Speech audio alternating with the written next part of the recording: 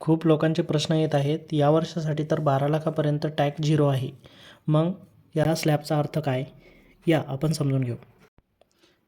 Assessment year 2026-27 म्हणजेच financial year 2025-26साठी 0 ते 4 लाखापर्यंत नील टॅक्स, 4 ते 8 लाखापर्यंत 5%, 8 ते 12 लाखापर्यंत 10%, 12 ते 16 लाखापर्यंत 15%.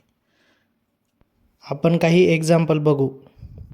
जर आपलं उत्पन्न 10 लाखापर्यंत असेल तर 0 ते 4 लाखापर्यंत 0 टॅक्स, 4 ते 8 लाखापर्यंत 20,000, 8 ते 10 लाखापर्यंत 20,000, टोटल 40,000.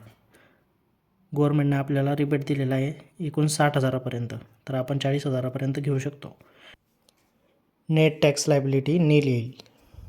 जर आपलं उत्पन्न 12 लाख असेल तेव्हा 0 ते 4 लाख नील, 4 ते 8 लाख 20,000, 8 ते 12 लाख 40,000, टोटल 60,000.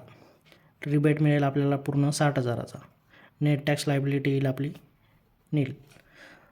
जर आपलं उत्पन्न 15 लाख असेल, 0 ते 4 लाख नील, 4 ते 8 लाख 20,000, 8 ते 12 लाख 40,000, 12 ते 15 लाख 45,000, टोटल 1,05,000. इथे आपल्याला रिबेट मिळणार नाही. नेट टॅक्स लायबिलिटी येईल आपली 1,05,000. जर आपलं उत्पन्न 12,15,000 असेल, 0 ते 4 लाख नील, 4 ते 8 लाख 20,000, 8 ते 12 लाख 40,000, वरील 15,000वर 15%, 2,250, टोटल 62,250. रिबेट मिळणार आपल्याला 45,000 आणि हे 2,250. नेट टॅक्स लायबिलिटी येईल आपली 15,000. जेवढा 12 लाखाच्या वर आपलं उत्पन्न असेल तेवढा आपल्याला टॅक्स भरावा लागेल.